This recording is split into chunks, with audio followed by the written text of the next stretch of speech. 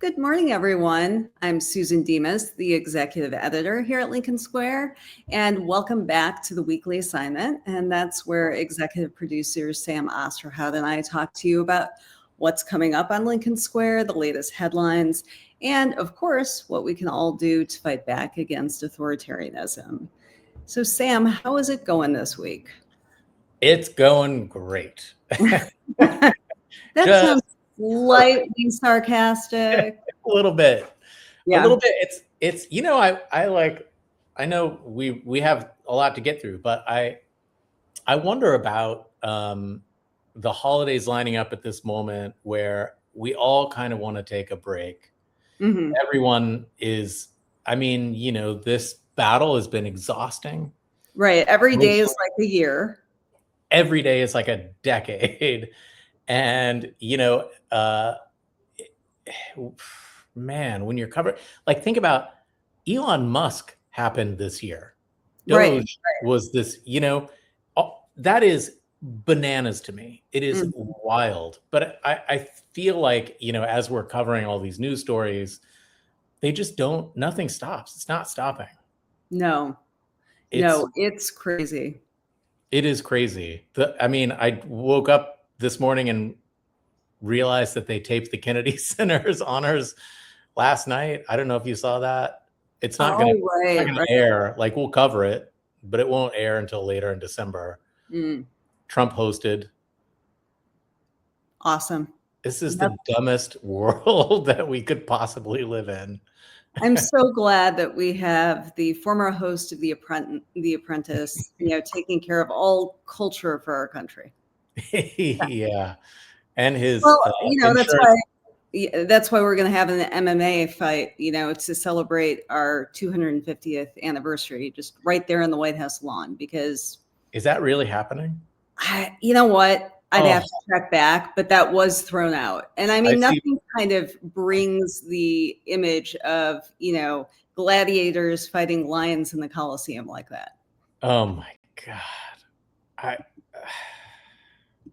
I don't even know what to say. I mean, I'm not surprised. It's not a surprising thing to happen. Also, they're adding Trump's birthday to the days in which national parks are free admission.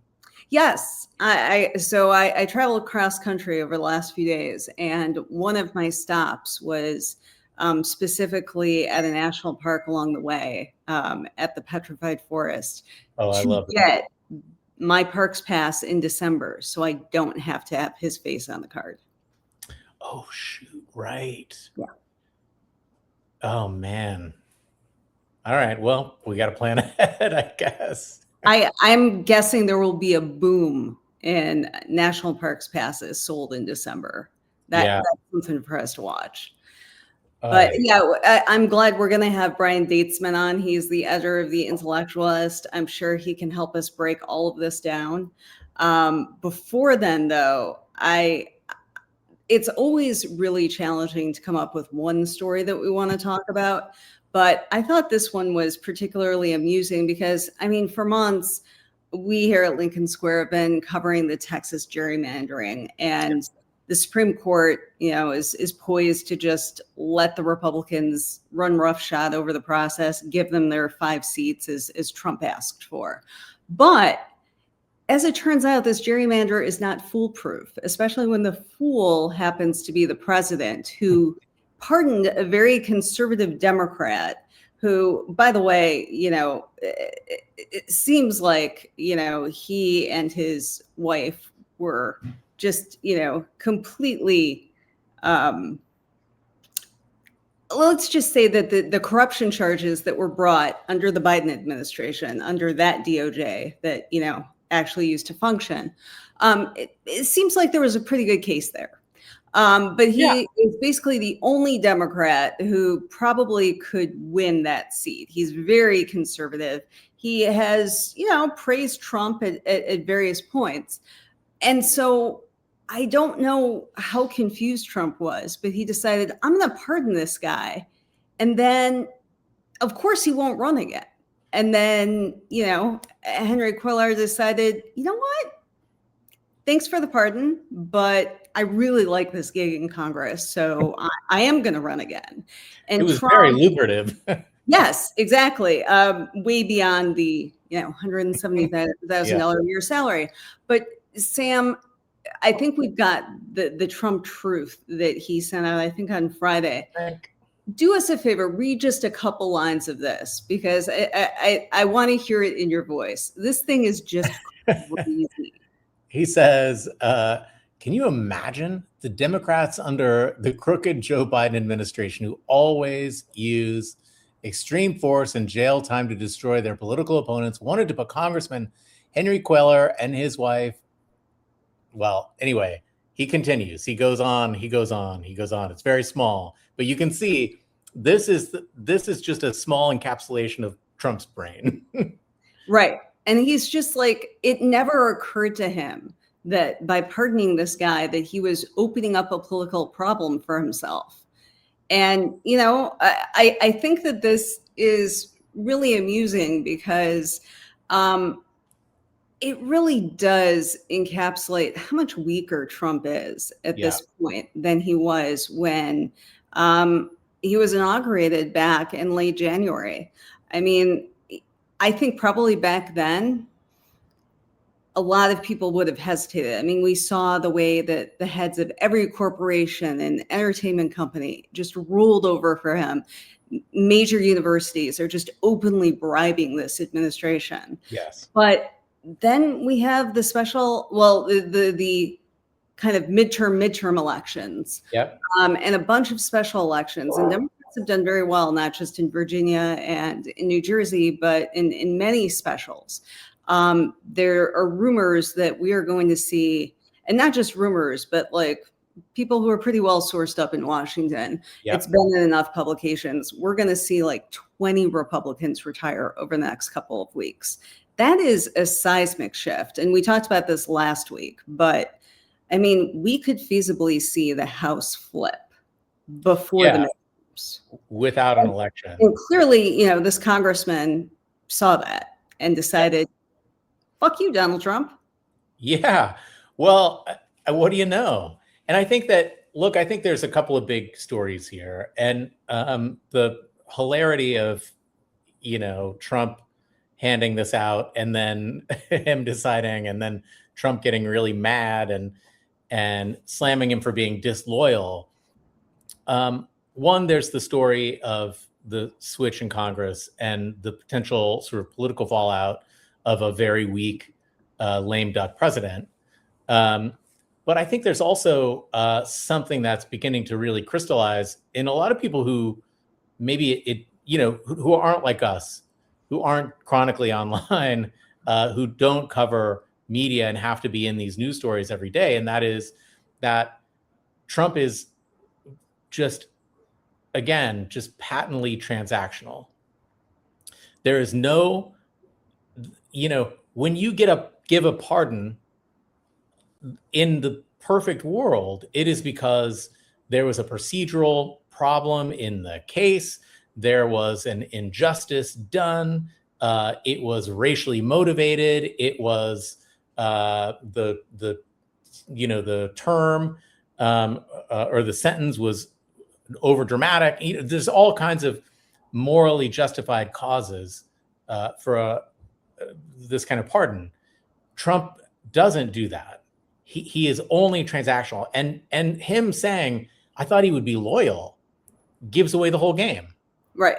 What he's saying is, I pardoned him so that he would be on my side. Has nothing to do with justice.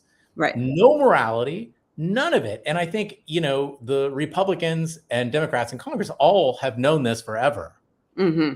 The Democrats have been fighting against it and trying to scream at the hilltop, not always the mountaintop because they're Democrats. They can't get there.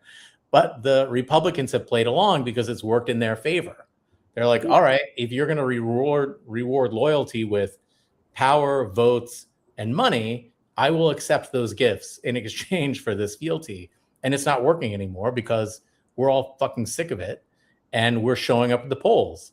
And, 100 million of us are more powerful than his money and his influence. And that's where where we're winning.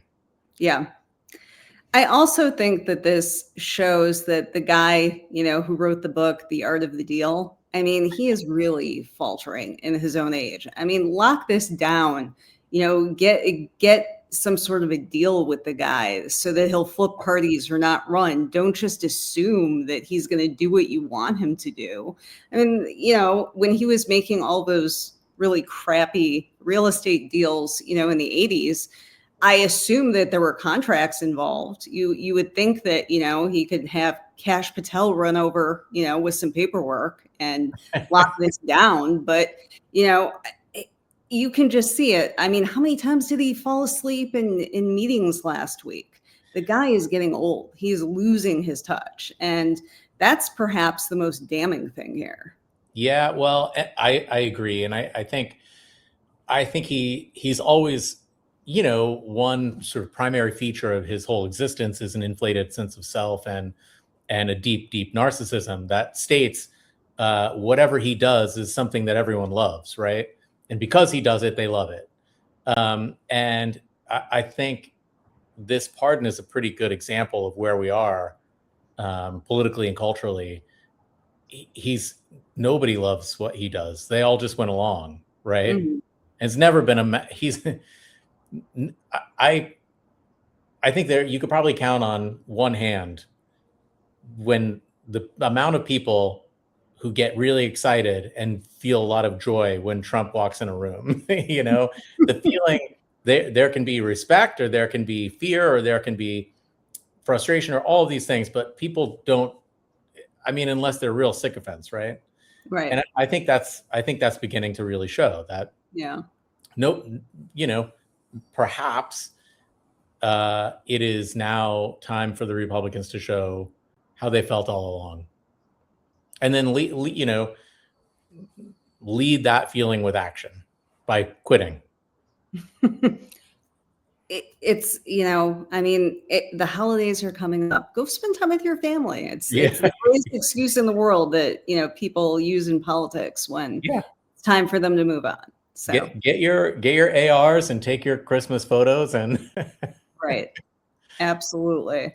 Yeah. Well, let's bring in Brian, and I'd love to hear his thoughts about this. And then he's been just writing at such a fast clip, so I can't wait to hear what you're working on, Brian. Well, Susan, Sam, it's really nice to be back on. You guys have always been so kind to the Intellectualist. I'm just listening to this conversation, and I think you really put the nail on the head. The president really thought that there was a deal here, and it appears that he was very upset that the deal is not going to happen as he would like. And I think that speaks to a number of things. One is how I want to say we're inured by the degree of corruption today. If you recall, many, many moons ago, there was a president named President Bill Clinton, and he got in a lot of trouble because he pardoned a man named Mark Rich at the end of his presidency. And Republicans at the time, remember, this was after Bush v. Gore. And with President George W. Bush coming in, Republicans said this was another example of the Clinton White House having no respect for the rule of law, the Constitution, having no respect for decency. There was some shadiness there, right? Yeah. Mr. Rich fled, went to Switzerland, did not answer to American justice. Okay, criticism is fair. Now, let's go to 2025. Now, how many pardons has Donald Trump done since he started his second term, and how many of those are controversial? Let's just say hypothetically they're all 100% legal and above board. All the people I want to say that he's gotten attention for pardoning are for people who've done terrible things. Right. Billionaires who are guilty of corruption, all the J6ers. Found guilty, right? Guilty. All found guilty. Guilty. Right. So someone gets found guilty for seditious conspiracy, right? That's a big deal, right? Basically, seditious conspiracy. You conspired against the United States and our Constitution. Get a pardon. right? What does that say about the rule of law in the United States when someone can just be pardoned because the president likes them? Doesn't mean they're not repentant, they're not contrite. I don't remember many of these January 6ers going to the Capitol and saying, "I am sorry" to the lawmakers there. I don't recall. 7 people did die after the events of January 6th. Including police officers. And yes, and 145 police officers, right? The president loves to talk about how he's pro-police and pro-cop. But how does one be pro-police and pro-cop yet incite an insurrection where 145 police are beaten up, some horrifically? And so I think what you both are getting at is something at a very high level, is the disconnect between what he says and what he does. Right. Mm-hmm. Absolutely. And that's his chief problem. Yeah. Yeah. And I think, you like for the people who are going to show up at the, particularly independents and Democrats and those sort of vague slice of peelable Republicans, the pardons are not just, cult heroes. They aren't like, it's not just the J6ers. They're real injuries here. They're real victims. Yeah, billionaires, like these people, the oligarchs, the people who can pay him, and it's clearly transactional on the surface. Like when he says, "I thought he would be loyal if I did this," then people like us see this and it's disgusting, and we're like, "Where's our justice? You're cutting SNAP benefits." Like you think of it like this too. He takes an 18-year-old college student, this young woman, she did everything right. She did everything right. She worked hard in high school. She got into a great undergrad. And she goes to surprise her parents for the holidays. I mean, how more American can you get? This young woman's proud of her academic performance. I believe she was the first person in her school, in her immediate family to go to university. And this young woman flies home and they put her on a plane to Honduras, a country she left when she was, I believe, 7 or 8, right? Her whole life she had planned, and they just put her on a plane. Completely cruel. And I know that there are some on MAGA who laugh and think that that's funny, but that's not funny. And there will be a moral reckoning for all of this. And it's not going to come now, right? I do believe Trump is probably going to slide by because the Republican Party is afraid of him. And they have done everything possible to demonstrate that fear. I mean, he's right now selling Ukraine, and a Democratic ally, he's selling them downriver to the Kremlin. He's selling the EU, right? Think about the EU versus Russia. Russia, I think, has a GDP of $2.5 trillion. EU has a GDP about ours. Not the same, but similar. Just mathematically, why would you choose to ally with the country with $2.5 trillion versus 30 trillion? And the country with 30 trillion actually has values that are similar to ours. Right. And so why do that? To Donald Trump's. Right. Well, yeah. And I think, Donald Trump's values are the values of Vladimir Putin and Xi Jinping, right? Might makes right. Right. Don't apologize if you don't get caught. And if you do get caught, blame the other person. Right. And it's the politics of moral inversion, where you're essentially, you see the president of the United States, who is a moral role. I mean, it is a moral role. Of course. It always was talked about as a moral role. It never wasn't. It's very interesting that Republicans now are have taken on this sort of postmodern moral relativist. Well, he's 2016, he's this new man and he's a business person and he's brash, right? Again, just sort of irrelevant. The reality is that Americans look. Can I stop you there? Because that's a point that has bothered me for so long, because I've covered politics for so many years, and I've covered Christian conservatives, and moral relativism was considered such a scourge. Anybody who was pro-choice was immoral and didn't understand human life. And we had these absolute values that we're all supposed to adhere to. And then Trump marches in and all of that is out the window. And the hypocrisy has just been laid bare. But now we don't even talk about it. But the sea change on that front, I think is just stark. And I know that's something Sam talks about a lot with Andrew Watkins on their weekly show together. But, I really appreciate, because you delve into these issues. I mean, you have had such a phenomenal series of reporting on Russia. I know we have one of those stories that we republished last week. I don't know, Sam, if you can pull that one up. Yep. But I really appreciate the fact that not only do you report on what's going on every day, but you dig a little bit deeper into, what this says about our country and our values. And that's just so important. And so I'm glad that we're able to feature your work, Brian. Well, that's really kind of you, Susan. And Lincoln Square has been very supportive in general of being pro democracy, pro institutions, which are so important. We need to get away from the politics of the personal. That there's no one person is going to save us, right? What's important is what's going to save us is ourselves, and we save ourselves via civic education, being involved, being engaged, showing up to vote, and being concerned about the issues that matter directly to our lives, our family, and our children. Absolutely. Brian, what are you working on right now? A couple things. I just finished an article that is about sort of it commemorates Pearl Harbor, right? And Pearl Harbor was just yesterday. Just yesterday. Yep. And Pearl Harbor is a day of infamy that lives in American history, just like September 11th and January 6th.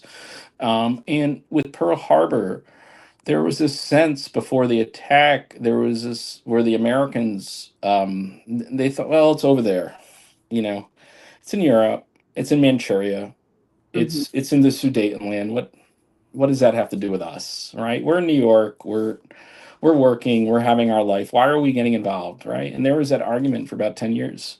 You actually had, many people don't know this, but Donald Trump's America First actually began as essentially a pro-Nazi social movement called the Bund in New York State. And in New York State, I recall there was a meeting at MSG, Madison Square Garden, where they had they basically were trying to say that the values of Nazi Germany were those of the founding fathers, essentially. Which had an eerie parallel to that rally 2024. Right before the 2024 election with Elon Musk and the crew of characters. There's a beautiful short doc with all the footage from that MSG rally, the one in the back then, and the Lincoln Project also did a couple of really nice spots on that. It's remarkable. It is, and we see that history doesn't necessarily repeat, but the cliche does rhyme, right? So here we have an active theater of war going on right now in Europe, similar to Spain in the 1930s, where you have belligerents, where you have countries, great powers all over the world pouring in resources, analysts, people studying to see what the future of warfare is, right? And we're watching this right now. At the same time, the president just delivered a 28-point plan for Ukraine, and a new national security strategy that essentially eviscerates American power, turns the U.S. from a global power to a regional power for no reason. And it's been striking with what the strategy has been in the Caribbean with blowing up boats and with the saber rattling with Venezuela. But getting lost in this is the fact that we're ceding our role in the world. Suddenly we're not interested really what's going on in Europe, in Asia. We're fine with Putin and Xi taking over there. And we're going to be content to blow up boats in the Caribbean. That's what we do as the last remaining superpower. I mean, to me, that is a huge show of weakness. Massively weak. And you saw this, one of his first moves in his first term was to pull out of TPP, right? Trans-Pacific Partnership. And whatever problems there were in that, it was a framework, right? That could be worked in, and it was designed to connect the dots of American power in the Pacific. And he was like, no, you guys you can do this without America. And that's been the theme for the past 10 years. You're going to have to do this without America. Yeah. And I think the world is moving on, and that's the thing, is that, we have antagonized Canada, for instance, so much. Our largest trading partner. Incredible. Canadians are our friends, right? We've had many conflicts. They've died with us. Culturally, many similarities. Again, the fact that the president of the United States is bullying Canada to become the 51st state is absurd. All right. The fact that we're even having this conversation about Canada is absurd. Right. And so I think in general, I think kind of maybe circling back a little to my article about Pearl Harbor is that I believe we have under this current president shown to the world great weakness. And there's a concern, particularly, I believe, as it relates to, people can see how Trump is treating Ukraine right now. Right. He's treating it like a plaything that can be negotiated with, and sort of, okay, yeah, we'll cut 3/4 of the, we'll cut 20% there, and we'll, it's okay. We'll work it out. Russia can have all that, and, and everyone's going to be happy, and we're going to make money. But that's really not what's going to happen, though. Right. Because we know that Western intelligence analysts believe that Russia is preparing for an invasion of the Baltics. Right. And we just remove our troops from Romania? Yeah, well, yeah, and with I believe, and we didn't. My understanding, and I could be wrong, is that we didn't even warn our partners. It shows how. Again, just take away our thoughts of Trump as a person, just subjectively. It looks like he's trying to weaken our allies, as we all know and publicly reported that Russia wants to invade where we're leaving. Right. And what kind of sign what does that show the world? Right. And as we're doing that, we are weakening this country. And that's always been Donald Trump's big selling point. I'm strong. I'll make America strong.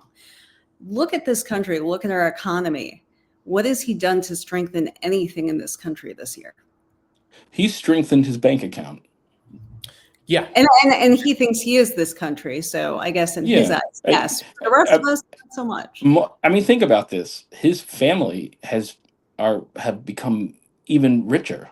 They've become multi-billionaires. Yeah, dramatically richer. And not only is it through this sort of cryptocurrency meme coin, very he's also there. He's now integrating that into our foreign policy, where countries are purchasing these coins that are worthless. It feels to me like there's a sort of, I don't know, a mixing bowl full of of really bad and destructive policy, grift, and deep ineptitude. And right, and this is one thing about pulling troops out of key strategic regions without reporting to anyone about it feels like kind of the perfect storm of those three things, right? It's not perhaps they just didn't know they needed to tell anyone, or that working with partners is not part of their MO. It's not how they operate. It's not how they do business. And that's how the world has been run for 80 years, is cooperation. And it's no longer the case. And I just kind of want to also bring this back to how we all started. Before I joined, we talked about how Trump is weak, right? And we know that right now because we see the data that's coming in. There's a very recent Gallup poll.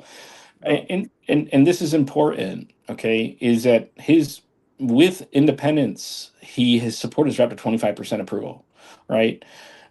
His base is basically, if he doesn't have his base, he can't really win any elections, right? And he does, and when he gets independence and a tiny maybe 1% of Democrats, that's his base right now. So he's doing 20, I want to say about 25% approval with independents, 3% approval with Democrats, with a 4-point margin of error, right?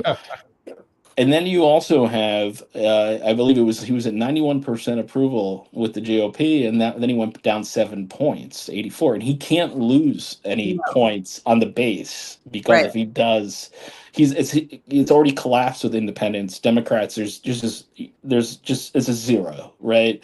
De minimis, and so that's where he's in trouble. And I think that's why they're obviously, they're doing all this really blatantly un-American gerrymandering, which is diluting the voting power of Democrats. And then you have blue states that are then having to respond in order to have parity, right? Which is I think long term is bad for the country, obviously, because essentially it means that if you're a Republican in California or a Democrat in a blue area of Texas, your votes for Congress are just not going to count because they've been diluted, right? But that speaks to the democracy decline overall for the United States. And at the same time, Democratic states cannot be expected to just allow that to happen, because if not, then we really will have the minority tyranny that is already very much baked into our constitutional document. I wonder about this, Brian, and just the sort of bigger picture here. You're talking about this ratcheting effect. It's a swirling of the drain, really, of our democracy. And clearly, there were forces at work over the past several decades that were diminishing the power of our electoral power as citizens. And there's racial gerrymandering, there's political all of these forces are working against us to a large degree. And now the glass has been shattered, and we're left with, a million pieces. What happens? Put us out 20 years. Are we rebuilding what existed, or are we putting together a new concept or a new, are we going to get ranked choice voting out of this, or what are we going to do? That's really a great question, Sam. And I think really goes to the heart of the moment. Is we see all this damage happening, right? We see it daily, but one day it's going to stop, right? Things are very hard right now, but they're not permanent. And we've gone through horrible things in U.S. history, some very recent things in U.S. history. So it's important to have some hope. I believe that we can use these past 10 years, and they have been horrible. Over 1 million people died during COVID, and with U.S. aid being gutted, probably 15 million people will die over the next decade from Donald Trump. We cannot discount that. There's also, though, major on part of the American people, Republican or Democrat, there's a huge desire to come together and fix our democracy, right? Because in the end, the challenge is our vote. How we tabulate votes is essentially destiny, right? And right now we still have this very antiquated system, right? First past the post, right? Someone gets 51 votes, the other person gets 50 votes, 50 votes lose, 51, and in other systems there's more proportional. Like you said, there's ranked choice. And so there's so many opportunities to improve things in the United States. And Americans are an idealistic, pragmatic people too. So, and practical. And so I think we have that on our side. And I think that if we take the lessons that this was a very dark era in our history, but we have an opportunity to grow, if we come at it from there, I believe that the United States could be the American century again. Right. However, if we do the opposite and pretend nothing is broken and continue down this route, I do believe there is a chance that what we consider the United States could eventually break into smaller countries. I don't know what that would mean, and I don't like to speculate that far out. But there is a very big disconnect between the lived experiences of people from the different parts of the country and what's going on in Washington, D.C. And there's also this overarching issue, I think, that's only going to get worse with taxation without representation. How do you have blue states, which overall are economically the most productive, who through tax policy subsidize a lot of the United States in general, but at the same time, under Republican policies, blue states are being punished. Right. And I think that's going to lead to a big problem. And I think because, again, taxation without representation, I think if you were in elementary school in U.S. history, you know that line. Right. And that's the most resonant line in U.S. history. I have never had a problem paying taxes, ever. But this year, the idea that my tax dollars are going to fund ICE thugs who are destroying families and zip tying toddlers, that is a hard pill to swallow. And I know I'm not alone. So, Brian, thank you. I know we'll continue to be, posting your work and having you back. But in the meantime, can you tell everyone the best place where they can find you online? Well, thank you so much, Susan and Sam, for having me on. The best place to always find it, just go to Substack, the Intellectualist. The Intellectualist. I just want to announce, Susan, we're launching a premium, new premium program for the holidays. So if you like our work and you would like to support us, it would be great. And so we'll be sending out an email later today about that. Wonderful. Amazing. Well, thanks. Brian's work is always a must read. So definitely please subscribe. And if you can, become a paid subscriber to Brian as well. And I love having you on this show too, Brian. You got to come back. We'll do, Sam. It's always a pleasure being on with both of you. Thank you so much. Thank you. Oh, that was great. And I wanted to mention something that we're doing now with our shows. You can see us on Substack, but we're also streaming live on Facebook and on Twitter. And it's been great to see everybody tuning in and chiming in. Sam, do we have any comments or questions we should get to? I haven't seen any. I mean, the chat, by the way, the chat is like, it goes very quickly. So it's hard. It's a little hard to monitor. But I have a question for the chat. And I want to see if we can get some. My eyes will be not on you, just fair warning, because I'll be reading the chat. But who do you think is going to get the axe first, or at all? Kristi Noem, our friend Cash, Pete Hegseth, or RFK Jr.? And the reason I'm asking is because this has kind of been a hot topic lately. They're all totally terrible at what they do, but they're very loyal to Trump. This morning, I saw a piece that perhaps Noam's on the chopping block. So I'll put that to you, Susan, first, and then I want to hear from the chat. Well, I would say there's no way it's going to be RFK Jr. He seems like he has really ingratiated himself in MAGA world.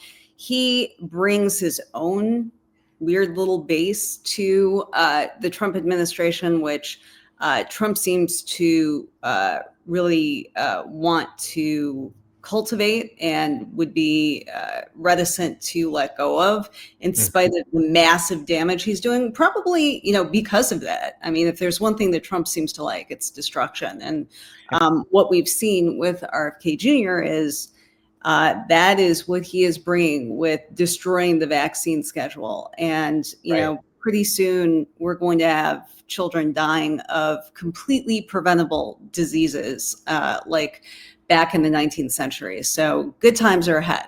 I read that about Kristi Noem. The chatter for a long time has been that Pam Bondi is going to be the first one to go. I know that Rick Wilson has written that Susie Wiles is on the chopping block too. So I'm not sure, but I gotta say, I would put my money on a woman being the first to go. Yeah, that's true. That's actually a terrible and great point. But it does seem like there's some at least burbling that we're hearing over here about maybe a sort of end of year purge, or start the year fresh. Lisa GK says Cash. B Warren says Cash Patel. Lincoln Square, I wonder if it's Velda in the chat, says Patel because he's a minority. And Fair. Possible. I mean, same goes along with firing Bondi or Gnome. Keg's Breath, RV Hughes says, and PJ Schuster actually says none of them because Gabbard is expendable. She is. She's been really keeping a low profile, I've noticed. Which is one reason she could stay. Mm-hmm. Because he doesn't, he looks at the shiny thing and responds to he may have forgotten that she works for him at this point. Yeah. He may have forgotten who she is altogether. I don't know. Let's see. Who else do we have? Gnome. MLR says she's on record for defying court record, and a judge is reviewing her actions of defiance. I mean, there's a lot of comments that just say they all need to go. And right. Yeah. I wouldn't be surprised if, maybe he wanted to put a man in charge of DHS, because I mean, that has been so key to the messaging that, we're bringing masculinity back, and there's nothing more masculine than, separating children from their parents and, having toddlers crying in federal custody. So maybe we need somebody, who is big and tough like Hegseth in that role. Oh, Hegseth, big and tough. He also, physicality and image are so important to him, and I think it's why he, it's all about appearing virile, right? Not viral, but virile, because we all know he's viral in the worst possible way. But so he surrounds himself with the Lindsay Halligans, the Christy Gnomes, the Bondis, who are these sort of Barbie style sort of cookie cutter, physically made up, a lot of but it makes him seem like the Lothario. But now he's melting into his seat. Like he is deteriorating so rapidly. I wonder if you're right that he needs a sort of testosterone injection at some of these places. DHS, maybe Bovino jumps in. Yeah, could definitely see that. I feel like I really want to mention Michael Fanone and Maya May's show last week, since we're on the topic of DHS. Yes. If you haven't seen it, we did rerun it over the weekend. You can, of course, catch it anytime on Substack or on YouTube. But it was such a powerful show. Just looking at one of these, unfortunately, all too common tragedies that have been created, completely man-made tragedies by the Trump administration.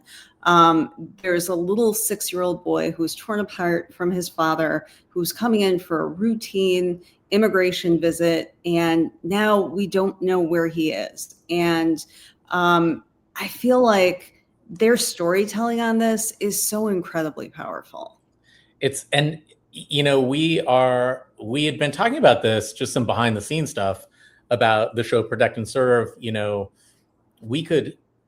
There's enough material to talk about ICE every single week.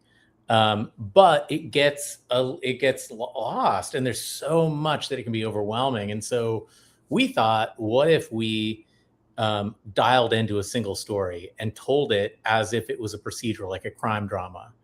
Because that's what this is. The Trump regime is an organized crime syndicate, and they inflict violence, and they expect cash payments for protection. It's a racket. And so we're going to be moving more and more into that storytelling. And Michael and Maya are so good at it, and they come at it with this really incredible perspective. But we're going to do that again this week, so you got to tune in. We air 6 p.m. on Thursdays. You got to watch it, and then we'll probably air it again over the weekend, and you can always get it on our Substack too. Yeah, so good. And this week we've got some other good shows coming up.